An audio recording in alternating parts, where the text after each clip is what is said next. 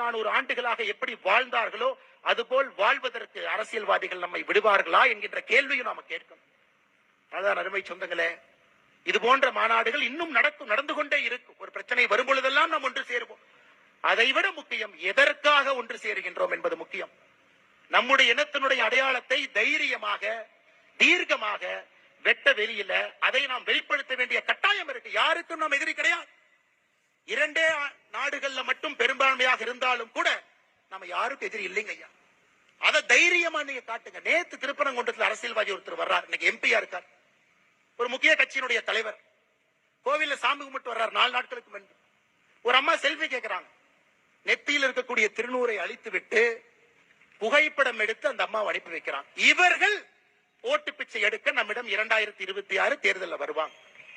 அன்னைக்கு கோயிலுக்கு போவாங்க, அன்னைக்கு நம்மை பற்றி நன்றாக சொல்லுவாங்க. அதை எல்லாம் நம்ம உணர்ந்துக்கணும்.